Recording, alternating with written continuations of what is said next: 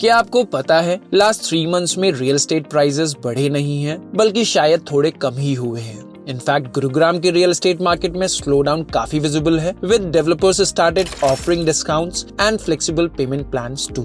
हालांकि ये ट्रेंड अभी नोएडा मार्केट में देखने को नहीं मिला है, लेकिन ये बात जरूर है, नवरात्रा एंड दिवाली में रियल एस्टेट सेल्स बढ़ने की बजाय यहाँ की मार्केट में 20% से ज्यादा सेल्स में डिक्लाइन विटनेस किया गया है। What does this indicate? It shows that the market is now gonna stay here for quite a few months or even for a year. क्योंकि रियल एस्टेट प्राइसेस इतने बढ़ चुके हैं कि एक्चुअल बायर जिन्हें सच में अपना घर इस दिवाली तक फाइनल करना था, वो अब विंडो शॉपर्स ही बन चुके हैं। The good part is that if sales begin to slow down, the affordable segment is more likely to thrive, with maximum sales occurring in projects that offers better value for your money. तो क्या हम ये मान ले कि we are heading towards a real estate market crash? बिल्कुल नहीं। Next 30 to 40 years India के हैं। पूरी दुनिया में आज कहीं भी कोई प्रोडक्ट या सर्विसेज डिजाइन की जाती हैं, तो इंडिया मार्केट को इग्नोर नहीं किया जा सकता। In fact most products and services are now planned with India at the centre of everything. If you agree with it, feel free to share your thoughts in the comments. We believe that India only just begin its growth journey and ये journey काफी लंबी होने वाली है। India still has one of the youngest populations,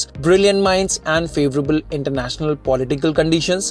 India is poised to rise faster than any other country globally. अब जब हमें ये पता है कि इंडिया नेक्स्ट फ्यू डिकेड्स तक सबसे तेजी से बढ़ने वाली कंट्री होगी, तो real estate market can't perform the opposite. So अगर आपने रियल एस्टेट मार्केट में इन्वेस्ट किया है, then no need to lose the hope. Your investments will surely flourish in the long term.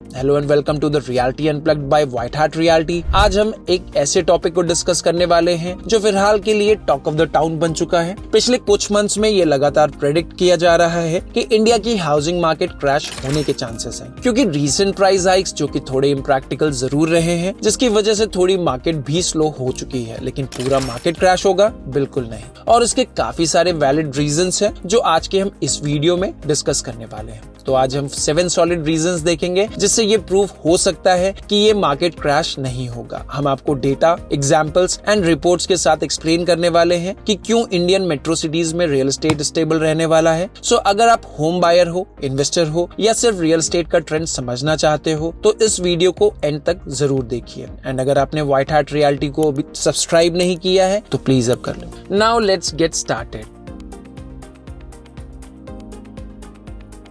सबसे पहला रीजन है अर्बनाइजेशन का। अगर आप इंडिया के किसी गांव या छोटी और प्यारी सिटीज से हैं, तो आपने ये जरूर नोटिस किया होगा कि आपके दोस्त जो आपके साथ पढ़ते थे, वो कहीं ना कहीं अपने गांव या शहर को छोड़कर मेट्रो सिटी में शिफ्ट हो चुके हैं फॉर बेटर जॉब अपॉर्चुनिटीज, है ना। मतलब इंडिया में लोग रूरल एरियाज से अर्बन या मेट्रो सिटीज में शिफ्ट हो रहे हैं, वो भी काफी तेजी से। यूनाइटेड नेशंस के एस्टिमेट के हिसाब से 2030 तक तकरीबन 40% इंडियंस यानी 600 मिलियन लोग सिटीज में रहेंगे, और ज्यादा लोग तो मेट्रो सिटीज में ही शिफ्ट हो रहे हैं, like Mumbai, Delhi NCR, Bengaluru and Hyderabad, जहां better job opportunities and infrastructure ready हो चुका है। यहाँ पर हम एक चार्ट को देखेंगे जिससे आपको पता लग जाएगा कि 2011 में 31% तक अर्बन पॉपुलेशन थी इंडिया की। 2023 तक ये नंबर 36.36% तक पहुंच गया है, एंड ये नंबर 2030 तक 40% टच करने वाला है। यानी इंडिया की 40% पॉपुलेशन 2030 तक अर्बन पॉपुलेशन हो जाएगी। इसका सीधा सीधा मतलब है डिमांड बढ़ रही है। ये डिमांड ऐसी ही रहेगी, स्पेशली अर्बन लैंड लिमिटेड होने की वजह से।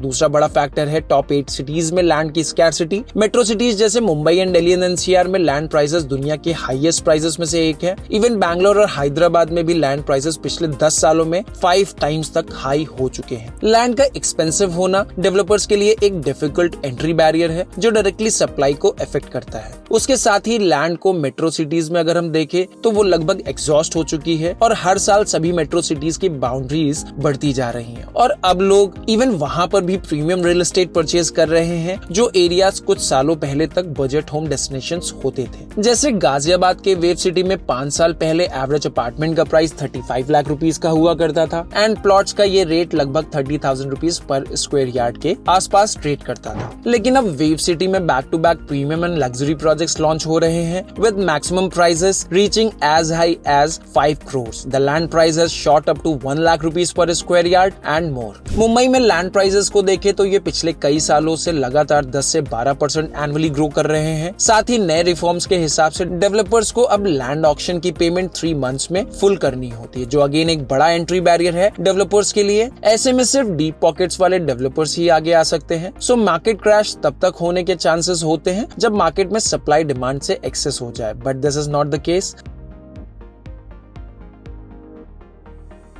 अब बात करते हैं रेगुलेटरी रिफॉर्म्स की, जिसमें सबसे बड़ा एग्जाम्पल है रेरा। जब से रेरा एक नई अथॉरिटी फॉर्म हुई है, लगभग 50% से ज्यादा डेवलपर्स मार्केट से एग्जिट कर चुके हैं, क्योंकि उन्हें कंप्लायंस एंड अकाउंटेबिलिटी इश्यूज पहले के कंपैरिजन में काफी ज्यादा फेस करने पड़ते हैं। ये डेटा नाइट फ्रैंक के रिपोर्ट से भी कंफर्म हुआ है। रेरा के आने के बाद से बायर्स ज्यादा कॉन्फिडेंट फील करते हैं और एस्टैब्लिश्ड डेवलपर्स ही मार्केट में काम कर पा रहे हैं। इसकी वजह से रिस्की या पुअरली प्लान्ड प्रोजेक्ट्स में काफी कमी आई है। Pre and post RERA active projects का चार्ट दिखाता है कि ये रिफॉर्म कितना इफेक्टिव रहा है। इंडिया का पॉपुलेशन डायनामिक भी एक मेजर फैक्टर है। भले ग्रोथ रेट स्लो हो गया है, लेकिन अब भी इंडिया में यूथ पॉपुलेशन हाई है। तकरीबन 65% पॉपुलेशन अभी भी 35 से कम एज की है। ये young generation home buying age में एंटर कर रही है, इसलिए हाउसिंग डिमांड लॉन्ग टर्म में स्टेडी ही रहने वाली है। 2030 तक टॉप 8 मेट्रो सिटीज में demand 1.8 million homes per year तक एक्सपेक्टेड होने का एस्टिमेट है। ये रिपोर्ट मैकेंजी के हिसाब से है, लेकिन सप्लाई सिर्फ 5 लाख यूनिट्स का ही है, तो हर साल 1 मिलियन होम्स से ज्यादा का शॉर्टफॉल होगा। ऐसे में डिमांड तो सप्लाई से ज्यादा ही रहने वाली है। It's important to note that this demand spans across all segments and high rise developments constitute only a fraction of it. India का real estate sector non residents Indians यानी एनआरआईज के लिए काफी अट्रैक्टिव बन चुका है। 2023 में एनआरआईज ने $13 बिलियन से भी ज्यादा इन्वेस्ट किया है इंडियन रियल एस्टेट मार्केट में, mostly metros and high and properties में। एक रिपोर्ट के हिसाब से 60% से ज्यादा NRI investments Mumbai, Bengaluru and Hyderabad जैसे टॉप सिटीज पे फोकस्ड रही है। एनआरआईज की इन्वेस्टमेंट दिल्ली एंड एनसीआर में भी काफी हुई है, लेकिन ये 4th स्पॉट पे आता है। एनआरआई इन्वेस्टमेंट्स का combination high returns, currency stability and emotional attachment से बना है, जो डिमांड को लॉन्ग टर्म में स्टेबल बनाए रखता है। Additionally, India's projected strong economic growth over the next few decades further solidifies its position as a preferred market for NRIs, with the NRI population growing annually and a significant portion of their investments flowing back to India. This trend is expected to strongly fuel market demand in the years to come. Real estate investment trust यानी रीट एक नया trend बन चुका है India में, जो लोगों को कमर्शियल रियल एस्टेट में इन्वेस्टमेंट करने का एक इजी एंड एक्सेसिबल वे देता है। जब से इंडिया में रीट्स का चलन हुआ है, तब से $10 बिलियन से ज्यादा इन्वेस्टमेंट इंडिया में आ चुका है, मोस्टली मेट्रो सिटीज में, जो मार्केट ग्रोथ को स्टेबल बनाने में आगे भी हेल्पफुल होगा। We are planning a new video to explain REIT real estate investment trust in detail, which will be out soon, so stay tuned. REIT से investment में लिक्विडिटी आती है और इंस्टीट्यूशनल इन्वेस्टर्स के लिए नए इन्वेस्टमेंट चैनल्स बनते हैं, जो इन्वेस्टमेंट मार्केट में फ्लक्चुएशन को कंट्रोल करते हैं। रीट इन्वेस्टमेंट्स का ग्राफ देख करके आप समझ सकते हैं कि ये मार्केट को कितना स्टेबल रखने में फ्यूचर में भी हेल्प कर सकता है।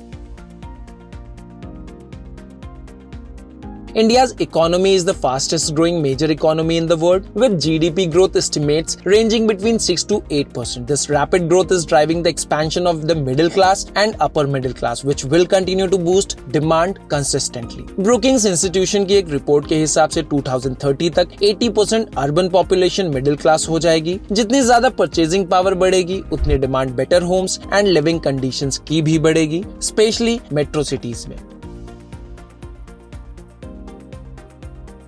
तो आपने देखा काफी स्ट्रॉन्ग और इंटरकनेक्टेड फैक्टर्स हैं, अर्बनाइजेशन से लेकर लैंड स्कैर्सिटी तक, इकोनॉमिक ग्रोथ से लेकर रेगुलेशंस तक, जो इंडिया के रियल एस्टेट मार्केट को स्टेबल बनाने में हेल्प करते हैं। डिमांड रेजिलिएंट है, सप्लाई कंट्रोल में है। साथ ही हम आपके साथ एक इनसाइट और भी शेयर करना चाहते हैं। रियल एस्टेट मार्केट इकोनॉमी का बैकबोन है। अगर रियल एस्टेट क्रैश होता है तो बैंक्स को बड़ा झटका लग सकता है, क्योंकि उनका पैसा भी इस सेक्टर में हैविली इन्वेस्टेड होता है। और जब बैंक्स के एनपीएस बढ़ेंगे तो शेयर मार्केट और बाकी इकोनॉमी भी काफी डिस्टर्ब हो जाएगी। To prevent such crisis, the government intervenes proactively. For example, during the 2008 financial crisis, LIC was directed to invest in equity markets to stabilise the economy. इसी तरह कुछ सालों पहले दिल्ली एंड एनसीआर में स्टॉल्ड प्रोजेक्ट्स को complete करने के लिए गवर्नमेंट ने एक स्ट्रेस फंड स्कीम बनाई, जिसमें एक पैकेज रिलीज किया गया जिसे हम कॉमनली स्वामी फंड के नाम से भी जानते हैं। और आप इस बात को लेकर भी अवेयर हैं कि आम्रपाली ग्रुप के जितने भी स्टॉल्ड प्रोजेक्ट्स थे उनको कंप्लीट करने की रिस्पॉन्सिबिलिटी गवर्नमेंट ने NBCC को दी। इस तरह से गवर्नमेंट हमेशा से प्रोएक्टिव रही है रियल एस्टेट को रिवाइव करने में। That's all for today's video। तो गाइज, अगर आपको ये एनालिसिस अच्छा लगा तो लाइक, सब्सक्राइब एंड शेयर जरूर करें, और ऐसे ही इंसाइटफुल कंटेंट के लिए व्हाइट हैट रियलिटी के साथ जुड़े रहिए।